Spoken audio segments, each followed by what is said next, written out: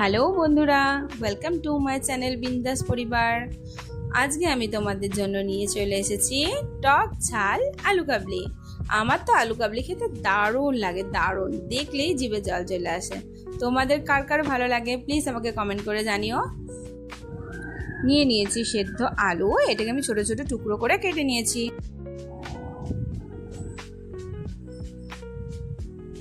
এরপর আমি দিয়ে দিলাম শসা কুচি, তারপর দিয়ে দিচ্ছি পেঁয়াজ কুচি,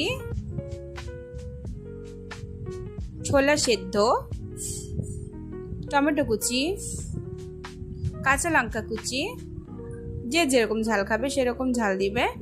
তারপর দিলাম ধনেপাতা কুচি, লেবুর রস,